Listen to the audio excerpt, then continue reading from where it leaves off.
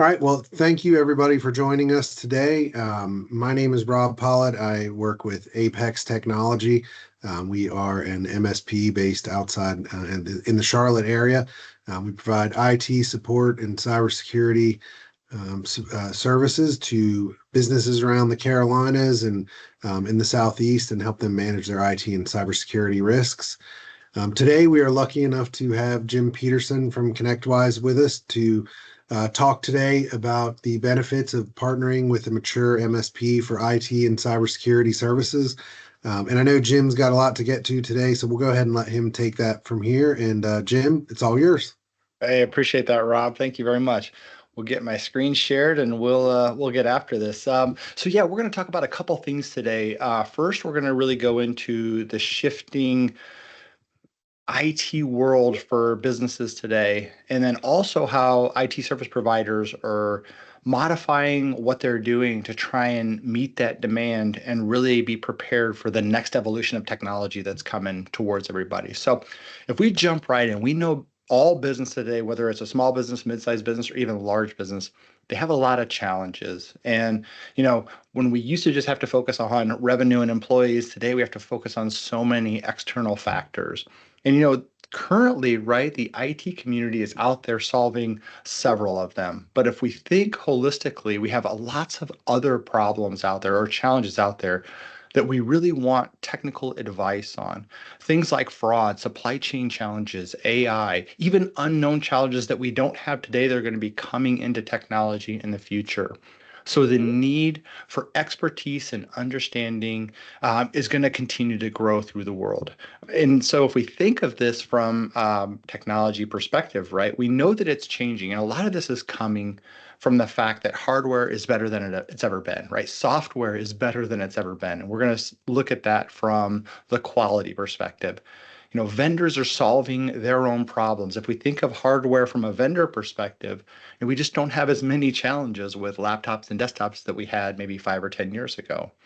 And the impact of automation and AI is moving us all forward at a pretty rapid pace. We're all able to do more in less time, which is really helping us evolve our businesses. But also it makes it a challenge from a support perspective because we want to make sure we continue to see that impact and we can help solve problems in that same vein. And a lot of this is coming from our shift to the cloud. A couple interesting stats that I think we like talking about. First is that 70% of business applications today are SaaS based. Now, that's software as a service, meaning it's in the cloud in some shape or form. And it's not surprising. We've moved to Microsoft 365 or maybe to Google. We put our ERP solutions in the cloud, maybe our financial implication or applications in the cloud. Not surprising that the percentages are leaning in that direction. The surprising stat is that most businesses are using around 80 different SaaS applications on a daily operational basis. And now we think about this being a lot, but if we think of just the Microsoft suite, we may have 5, 6, 7 applications just in that suite that we use on a daily basis from the cloud. And this has created a shift, right? If we think of the traditional IT support model, it was a lot of break fix. And we turned that into managed services so we can maintain a lot of different operations. But at the end of the day, if something would go wrong, you would call the IT professionals and they would fix the problem. Well, the challenge in our today's world today is that those level one issues, right? Those end user, maybe application or hardware-based issues are shrinking. That's because these vendors are getting better and better at deploying and creating solutions to the problems that were there before. Level two, we're trying to automate this. And this is a lot of the deployment, a lot of the user-based creation things. We're trying to automate more and more of that to both help the client be more efficient with their time and their onboarding and also help on the IT support side as well. But we're still seeing a lot of critical need at that level three. And this is going to be where that expertise and advisory comes into play. And it's because expanding technology is everywhere. All businesses are adding more technology as they go to try and be more competitive, maybe reduce their labor costs a little bit, which is not a bad thing, or be more competitive in their marketplace. Increasing business problems. We have more problems today than we had yesterday, and unfortunately, we'll probably have a few more technology-based problems tomorrow as we rely more and more on technology. So that advice, that advisory services, consultative services from IT professionals is more important than ever. And if we look at it from a historical perspective, you were going to jump in, Rob? Yeah, Jim, sorry. This was a spot I wanted to just kind of chime in and say, it's an excellent point. Obviously there's still a lot of level one and two stuff that we're doing for clients. I don't know that that'll ever completely go away, but we are seeing a bigger shift to sort of that, advisory and guidance type role. And I think where Apex comes in a spot like that is, the business, the clients, the partners that we work with kind of span across all different kinds of industries. And obviously they're experts in industries. They've grown their businesses to where they are today, and they're continuing to grow them. Whereas, they may not be technology experts or IT experts. And that's kind of what our team is there for. And that is to make sure that they're staying on top of the latest trends in technology and cybersecurity to keep their business safe and growing, which allows them to concentrate on what they want to do, and that is grow their revenue and continue to expand their business. Whereas what we always try to say is we're there to take the IT headache off of their plate and put it onto ours. So, Yeah, and that's expanded over the last, if we look at a decade ago, right? The IT headaches were different back then. We're still trying to take them away. It's like, how do we take them away today, and how do we take them away tomorrow? That's I love your guys' focus on that, and the focus on the advisory side of things, because it's going to be very important as we move more and more systems to other places, if that makes sense. yep, absolutely. So, from a structure perspective, and again, not getting too deep into the weeds from the IT support side, if we thought of what the traditional structure would look like, we had a lot of tasks, a little bit of engineering, and very few advisory positions typically in an organization. This is just because the balance of the work would fall into this type of structure. We know going forward, this is going to change at a rapid pace, and we're already in the middle of this today. And we see this really flipping upside down, having much more need for those advisory conversations, Rob, that you're talking about, helping businesses select the right line of business or SaaS or ERP, anything that's going to be different than it is today. When we used to select applications before, it was a quick question. Does it work on X platform? If it was a yes, we could install it and use it.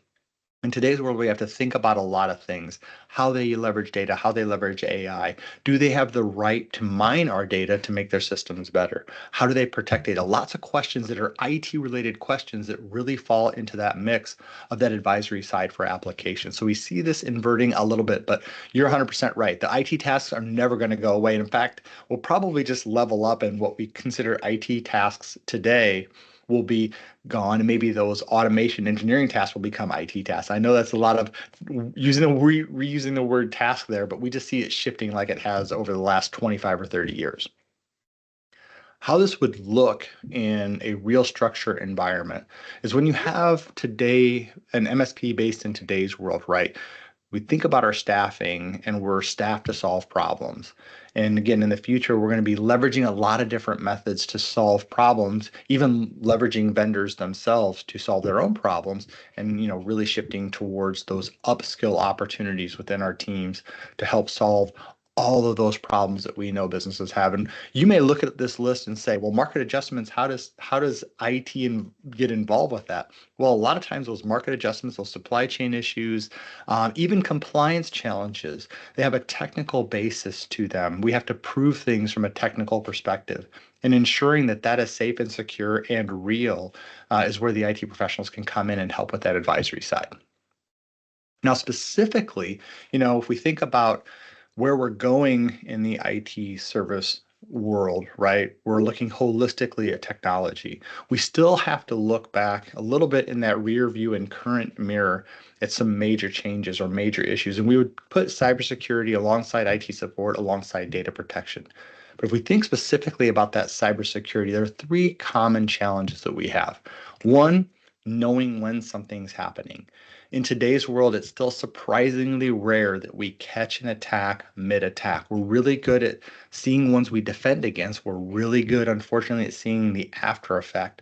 We're still not excellent at seeing that mid-attack and how to respond to that, which is our second issue. We may see an attack, we may think something's going on, but how do we react to it to preserve the environment and recover as fast as possible? And then last but not least, proving what happened. It's a real challenge in our world today. If we know something happened and we can even defend it, how do we be very, very sure what the bad actors did or didn't do? So we're going to get into that a little bit today and show how we can help solve these three problems. Let's start by talking about the complex landscape. In today's world, cybercrime is super impactful, and nobody's going to be surprised to hear that statement. But if we think of the dollar impact to our global economy, it has hit $8 trillion, huge number. Now, this just isn't just the money that we pay to bad actors. It is the cost of lost revenue. It's the cost of employees, during a slower time after post-event. This could be even businesses closing their doors, but it's significantly impactful to our global economy. And if we looked at it in country terms, it'd be the third largest country. So huge impact to our world.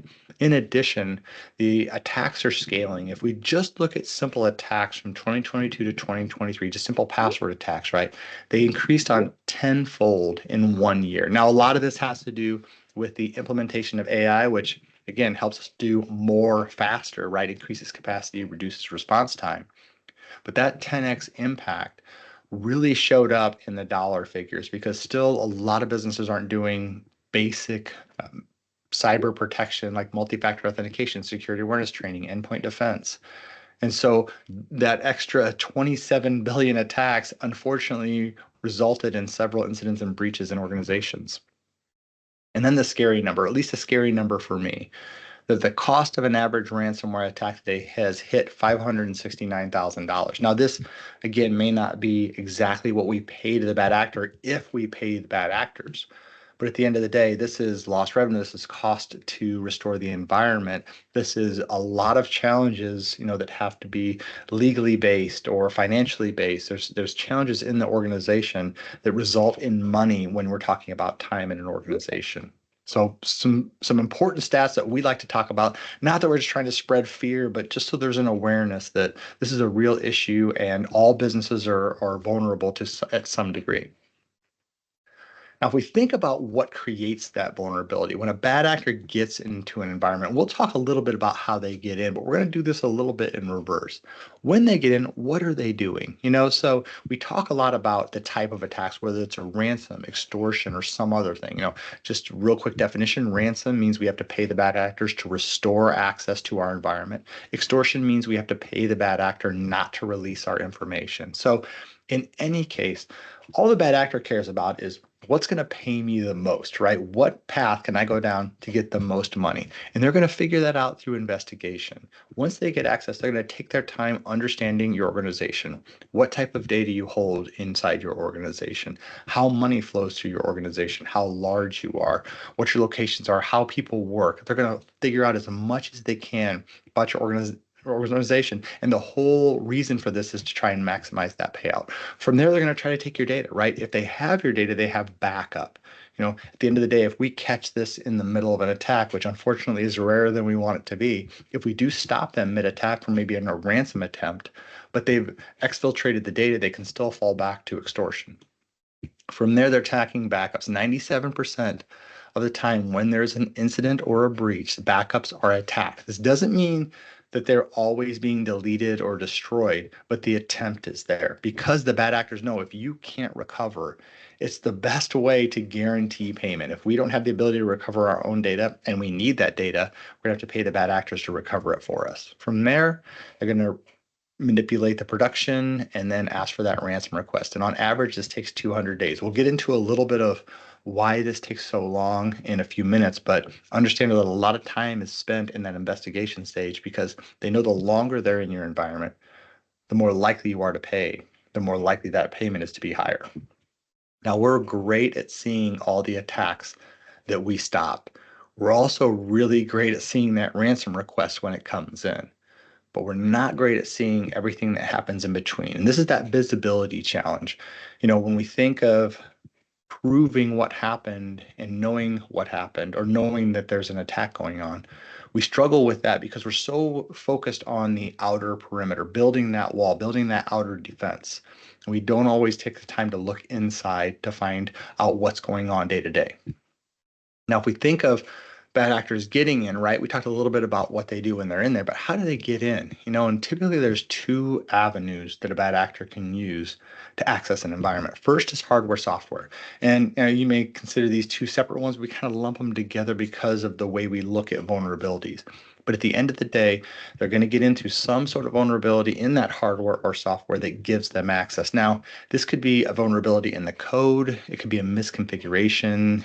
Simple things like unpatched systems, a known vulnerability that doesn't get patched is very, very easy to breach and gain access on, or even third-party breaches. Now, when we talk about third-party breaches, if we connect to other solutions, other companies, other vendors, maybe suppliers, and they have a breach, there's a chance that it could bleed into our environment and cause an issue on our side. So that we kind of lump into the environmental side of things. There's also the human element, and not surprising, we hear about this all the time. Bad credentials, or don't use multi-factor authentication. I don't change my password. I use the same password across everything because it's easier. Well, if one of those gets breached, they all get breached, and bad actors are really good at figuring out who you are. If they get one password, they can try out multiple places to see what other things they can attack. Phishing is, while it's going down as a percentage of incidents and breaches, is still a very big percentage of the overall impact to cybercrime. Then we have things like physical security and obviously social engineering, which are on the rise. Now, not surprising, people, when we involve people in this, it's roughly 68% of all incidents and breaches fall under the people side of things. We've done something, unfortunately, to let those bad actors in. Now, if it's me, I'm probably going to throw in misconfiguration and unpatched systems into that personal side, but they're excluding it for the math that Verizon did. So we'll take it. But at the end of the day, understand people are highly impacting the cybercrime numbers. So who are they? Now, if we think of them getting in, right, it won't be surprising. It maybe a couple of years ago, this would be a surprising fact that there are highly organized crime outfits, we call organized crime, that are typically overseas attacking businesses. Now, they have HR departments, they have recruiting firms, they have bonus structures, they have hundreds of employees. They are extremely effective and good at what they do, which is extract money from bad activities. We're not surprised by that anymore. And the fact that it's 68% or 65%, sorry, of incidents and breaches is not a alarming fact anymore. We know this. It's why we spend so much time trying to build that outer defense.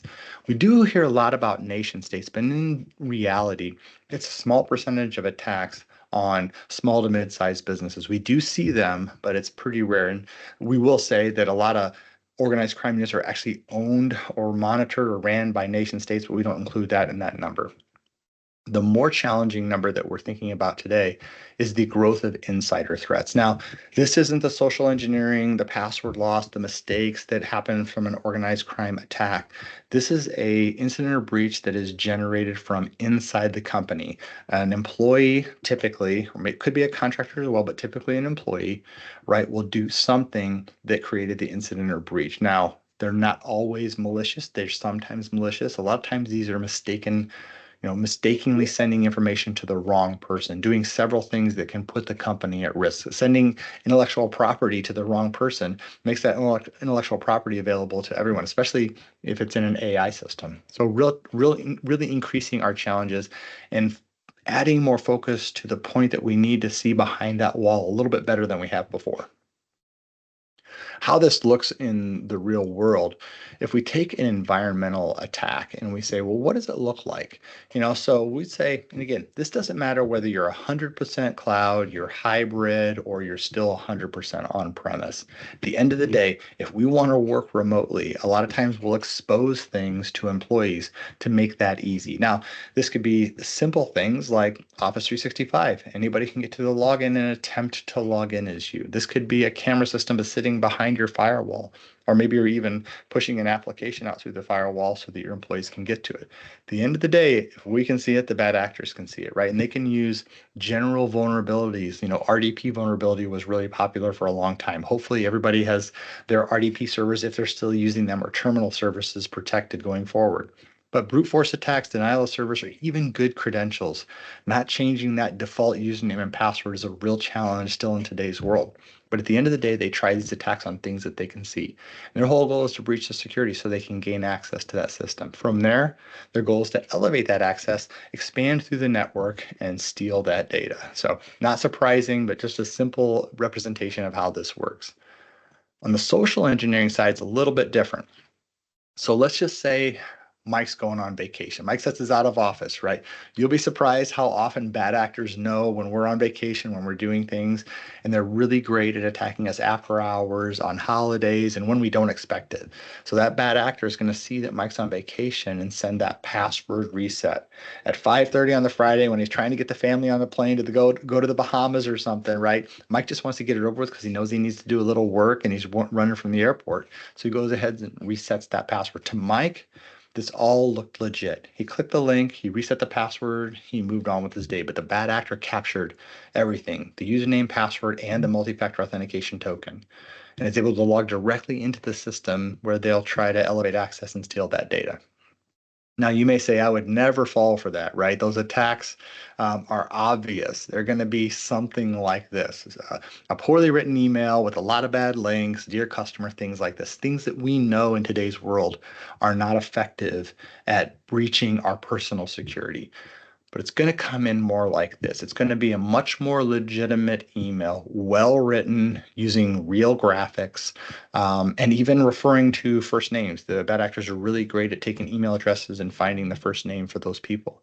They're very good at using real links today and even doing default links that are good and changing them after the fact, after they've been delivered. So lots of things that we need to be aware of from securing this. And we'll talk about security awareness training in a minute, but things we need to do to secure our environment and make sure that we have an awareness of the challenges that are out there.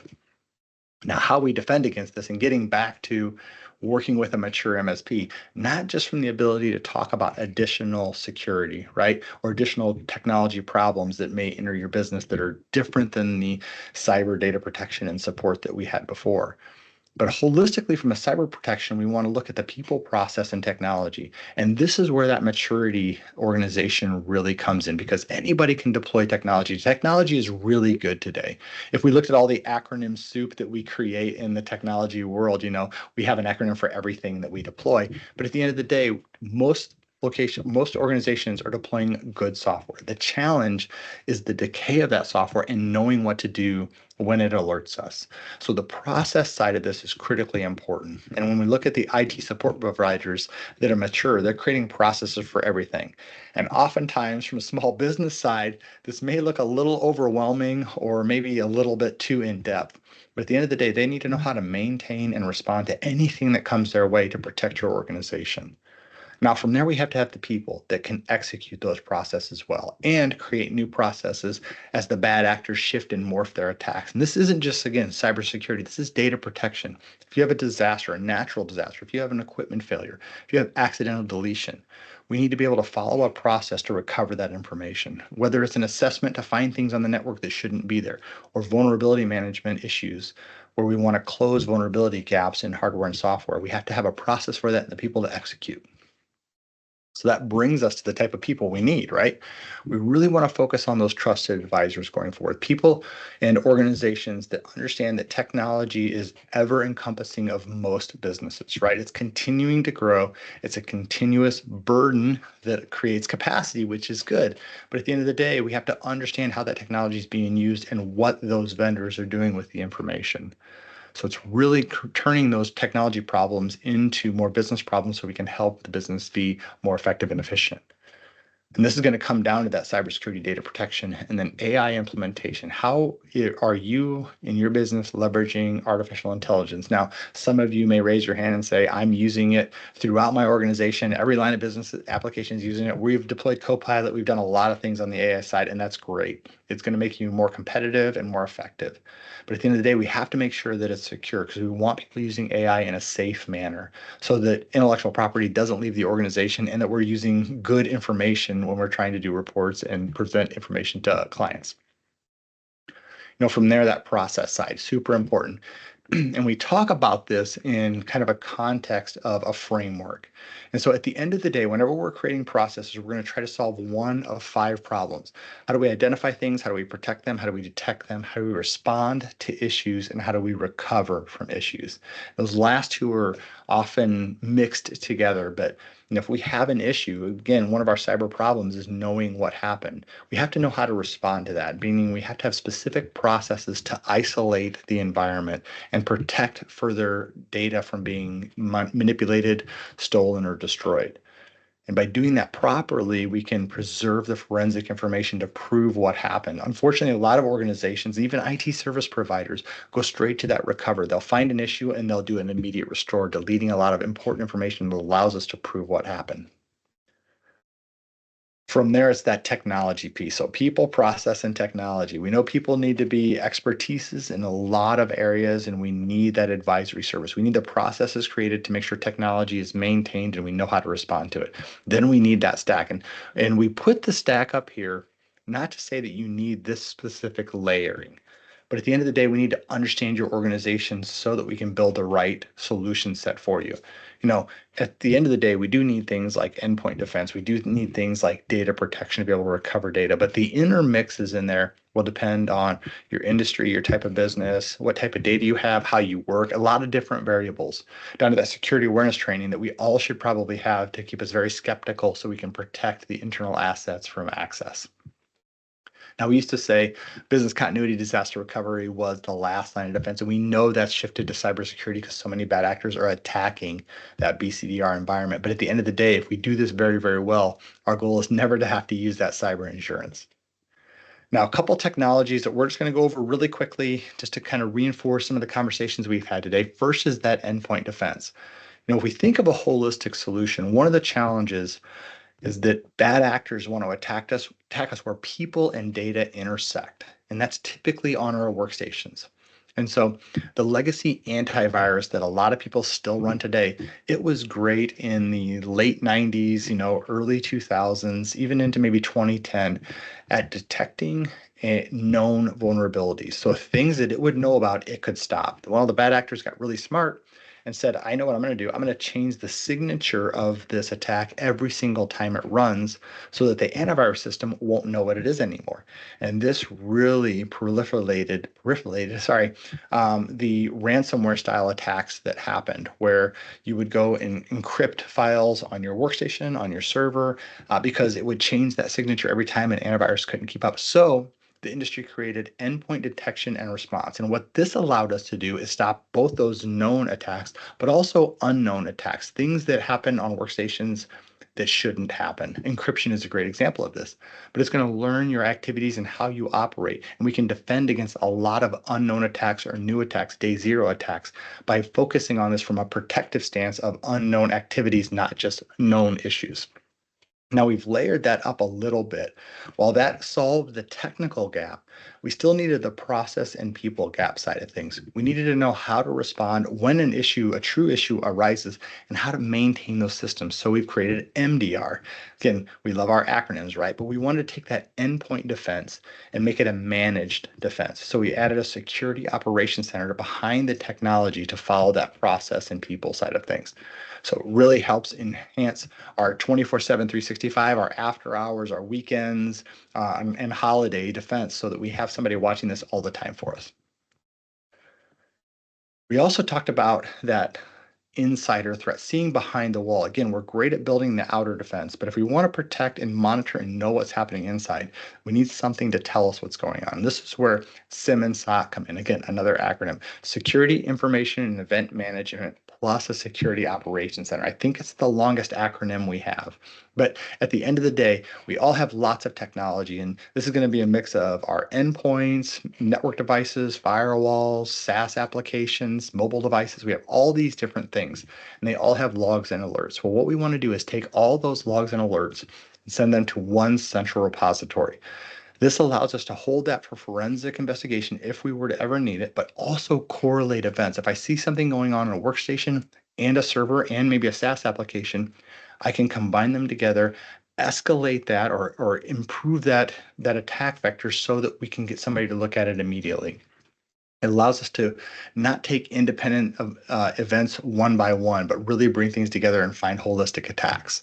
How this looks like in the real world as an example, if we have a small environment, maybe 25 users, a handful of servers, some sites, and a couple SaaS applications, on average, that's going to create about 430 events per second. So a lot of information is being pumped into that SIM solution, right? And at the end of the day, we have to make sure we find the right challenges that are out there. So as an example, if I were a user and I was logging into my Microsoft 365 environment from LA, it's just going to log that event. Nothing is odd about that. Nothing is unknown or dangerous about that activity. So it's logging the event. But let's say a few minutes later, right? My username and password is used to log into Microsoft 365 from the UK. We know that's a challenge. Just saying that out loud, we're like, that's not right.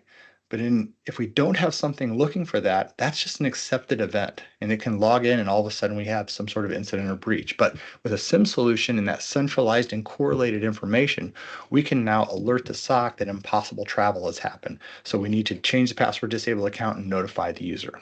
Really shrinking that 200 days down to minutes, which is what we're always striving to do on that knowing side of an attack. And last but not least, on the technology side, that recovery side. We always want to be in charge of our own recovery. We never want to hand that over to the bad actor. And one way to look at doing this is by following 3-2-1 plus. Now, you may be, again, 100% cloud, hybrid, or 100% on-premise or local. But at the end of the day, the philosophy still applies. We want 3 copies of our data on 2 different medias. And again, this could be 2 different platforms, one being far away from the production so we can recover if there was a geographic outage. That proper configuration is the challenging part in today's world. We can deploy 3-2-1 relatively easily, but making sure that it's secure and that the bad actors can't attack it is the thing we're trying to solve with that plus. Now, how this looks in the real world, first things first is the geographic distance. Now, 15 years ago, this was challenging, the easy way to say it, right? Today's world, this is super easy to get geographic distances. Even if you're 100% cloud, we can do Western US versus Eastern US for our backup or our offsite storage. We can do a lot of different ways, methods of protecting data from a geographic challenge. The bigger challenge here is trying to make sure we capture all data. So if we think of things going into the cloud, if we think of things maybe being mobile with an end user, and we think of things being in traditional office, we need to put our arms around all of that and protect that in a 3-2-1 plus capacity. So it's more challenging than it was before because when everything was in one central location, we could easily do this. We need to make sure we understand where data is at. And this is where that advisory comes into play, specifically on the IT support side, helping you find data that may not be protected to the standard. Now, what if there's a breach in the network? This is where that plus comes in, right? We use things like immutable storage, separation of networks, put them behind different networks altogether to make sure that if a bad actor does get into our environment, that our backups are safe and we can always recover our information whenever we need to. And then we finalize this with the performance. One of the challenges we have with this availability of storage today is some of it's a little slower than others because it's more cost effective. We have to make sure the solution we're using does recover our information within the business needs that we have. So if we have 30 terabytes and it's going to take 90 hours to restore that information, we better make sure that we can live with that 90-hour recovery. And if we need 24, we might have to select a different solution. So wrapping this all up, we've had a lot of conversation about how the IT support environment is shifting to more advisory and how cybersecurity is still going to be a big piece of that going forward, along with data protection, which you may call backup or BCDR. And then that AI side of things, how do we protect small businesses from misusing or mishandling AI, artificial intelligent information? We're going to start by wrapping this up though with knowing that everyone's a target in all of these areas. There was a time where we thought, hey, maybe my business is too small. Bad actors don't want my data. It's not sellable. Why would they attack me? And just know that we're all on a list somewhere and they're attacking the whole list. And if you have data that you're able to recover, you're vulnerable to to bad actor activity. Building a layered defense is our best way to protect against that activity, right? If we have the right solutions in place and the right processes and the right people behind it, we're in our best case scenario for defending our environment. If we have the wrong technology in place to protect us, we have gaps in our coverage, or we've just deployed the wrong solutions, we have vulnerabilities out there. So we have to make sure we have the right layered defense so it backs each other up. And last but not least, this all comes into play when we know your risks, right? We have to have conversations on what type of business you are, what's your tolerance for risk, what type of data do you have, how do your employees work, what's your budget? Because we know that one of the frustrating things is it's ever changing from the protection side of things. We have to make sure we have the right solution for you. And if we want to talk about what a good solution typically looks like, good is kind of probably a tough word. And I'm guessing Rob's going to push back on me a little bit on this, but from a cyber insurance side of things, and the reason we use this view is because we know that cyber insurance is kind of aligned with our own needs. Cyber insurance companies don't want to pay out claims. I mean, that's kind of inherent to what they're doing. They're gambling that you won't have a claim that outpaces the group's ability to pay their premiums, right? But at the end of the day, they know if you deploy certain technologies, your risk of a claim goes down. And first of all, we're going to say we need an incident response plan. We need to know how to respond if something happens, because this shortens the window of the attack and helps preserve that information and make sure we communicate and keep our doors open, keep that reputation high. So that's going to give us Yeah, communicate. Go ahead, Rob. I was just gonna say, no, I would tend to agree with you on this. I mean, that the list that you've got there from the insurance foundation, those are all things that we either require or offer to our partners. So we are full believers in having all of those things in place, and that is cyber liability insurance is one thing that we are seeing a trend of more and more companies going to. I think you'd be surprised at the number of businesses that we talk to that don't necessarily have a policy in place, or maybe have had one, but but are starting to see the compliance requirements get much more strict here these days as well. So that's one of the things that we like to guide our partners on, is making sure that they're compliant with their policy, and if there are any things that need to be added to ensure that they're able to keep those policies, and we can certainly work with them to make sure they have those. That's fantastic. And it's so important because we look at it from a cyber insurance perspective, like you're saying, it helps get the right premium for the right policy. It also helps in a couple of areas. It's just best practices, right? It helps protect it Right. because we know we can defend, then you can't defend 100% of the time, but we increase the probability of defense with the solution in place. It also helps us down the compliance road. So whether we're in compliance today or we're going to compliance, these technologies are typically needed. I'm sure you're seeing the same thing. Yes, for sure. And one of the things that I think there is a shift, or maybe we're in the middle of a shift, but IT has always been kind of its own little thing, and it's a necessary thing that you need to make sure your computers are working correctly and your team can be productive. The shift here in the last couple of years with all of the cyber attacks and the different tools that have been put in place, I think IT is becoming more of a risk management issue, than necessarily, like you said, the small tasks are starting to become less and less, whereas the key focus is really on the advisory side and making sure that you're where you need to be from a cybersecurity perspective. Ah, man. Love it. Exactly the message we want to get through. That's great. Well, Rob, that does kind of bring us to the end of this. First, I just want to say thank you for letting us be part of your event. I'm sure you want to talk to everybody, but we'd love to help answer questions too. I think we got a little time, so I'll turn it back to you to run this part of the show. Sure. Well, thank you, Jim. We appreciate you taking the time to join us today and share your expertise and thoughts. and certainly appreciate everything that you all do for us as an MSP here in the Carolinas. Looks like we did have one question. Jim, I don't know if you might want to help out with this. I think I can kind of answer it as well, but it just mentioned that they've seen the occasional news story that AI is enhancing social engineering tactics and with biometrics and auth attacks. Is this part of a trend that will require more robust training or detection, or is it an outlier? I think it's certainly a trend that's going to require everybody to continue more training and understanding more about AI, and not just the ways that it can be used to your advantage, but also the ways that it can be used to compromise your system. Yeah, we would say the same thing. Really the challenging part here, Paul, and it's a great question. We do see this continuing. The cool part about this, not to have everything be fear, uncertainty, and doubt, right, is that the defenders, right, the technology defenders understand this as well. And so they're constantly building AI protection into their solutions so we can have AI battle AI and not necessarily have AI constantly attacking people. But we do see this continue to grow. So it's a great point, and we do need education on it.